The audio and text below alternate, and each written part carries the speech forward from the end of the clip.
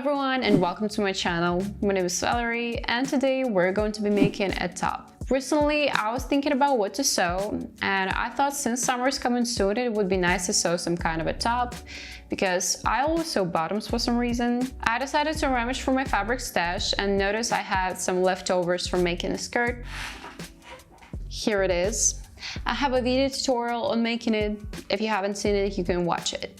And I thought that this fabric could be used to make a matching top for this skirt. I went on Pinterest to see what kind of top would go well with the skirt, and my eyes landed on these fast tops. So today we'll be sewing this top. And as always, you can find a pattern for this top in the description down below. So let's get started. So to make this top, you'll need some fabric.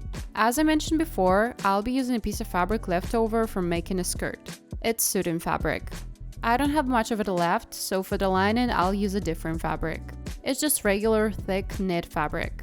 We'll also need a facing to reinforce the waistband, a buckle for the waistband, and eyelets.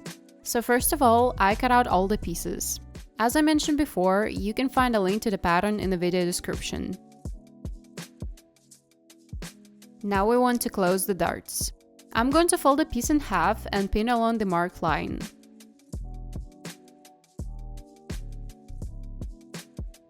And now, along this line, I'm going to make a stitch. Now I'll show you how to make a knit dart without those pointy tips. At the beginning, I don't make a back stitch. First, I'm going to stitch 1 cm straight, and then I'm going to follow the marked line.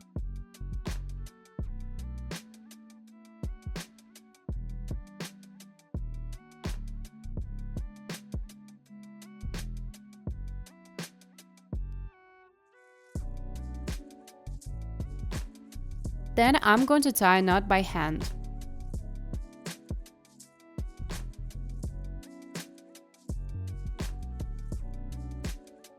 I'm going to trim the seam allowance to 1 cm and then clip it and spread it in different directions.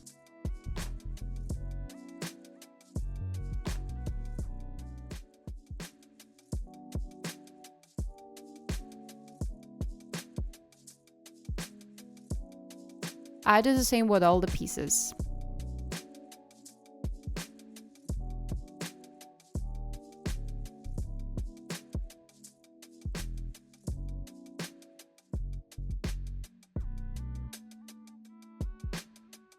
And then everything needs to be pressed well with an iron.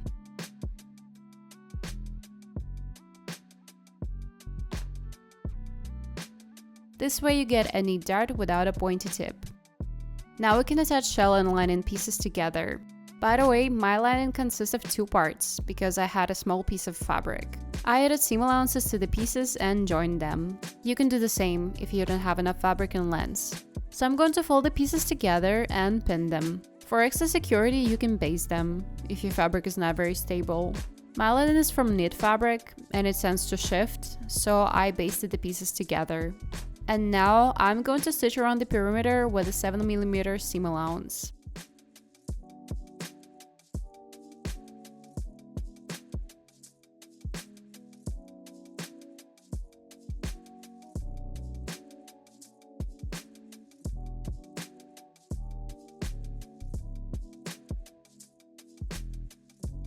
At the top, where the neck will be, I'm going to leave a small opening for turning the top inside out.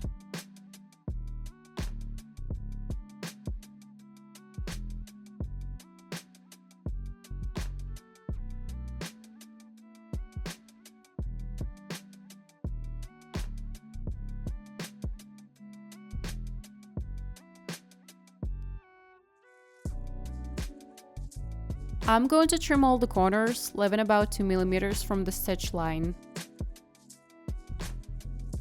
Then I'm going to turn the top right side out and press it well.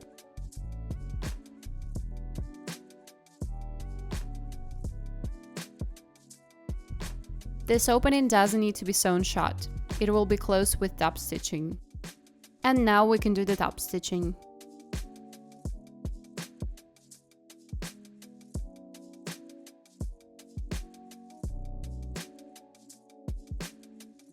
The main part of the top is done. Now let's move on to the waistband.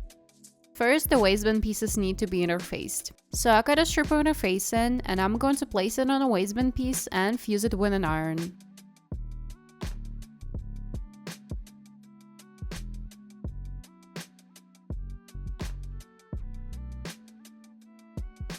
Now I'm going to fold 2 waistband pieces together and just like on the main piece, stitch around the perimeter with a 7mm seam allowance, leaving an opening for turning it inside out.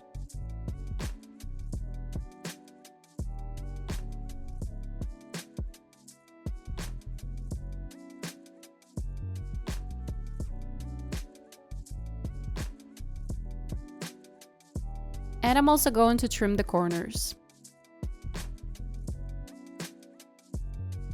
Then I'm going to turn the waistband right side out, press it, and do the top stitching.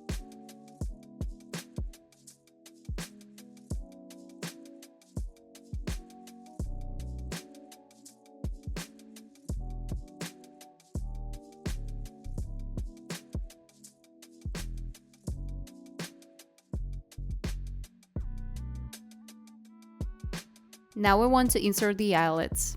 I transferred the eyelet markings from the pattern, and now I'm going to insert the eyelets using a press. If you don't have a press, many eyelets come with a tool for inserting them. I must say it's not very convenient, but I used one for a while. So I inserted the eyelets on both sides of the waistband. Now, on one side of the waistband, we need to sew on the buckle. I'm going to insert the prongs of the buckle into the eyelets and make a stitch here.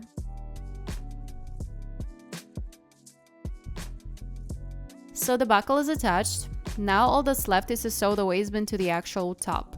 I transferred the markings where the waistband needs to be sewn, and I'm going to simply sew it on with 2 vertical stitches. You can also try on the top and a belt and make your own markings where to sew the belt. Maybe you'll want to sew it higher or lower so it is exposed more of a chest or covers it more, allowing you to fasten it into specific holes on the waistband, however you like. I also decided to wear this detail on a belt as a belt loop because I couldn't find anything suitable in the store. Basically, it's the same buckle just without the prong. And here's the final result.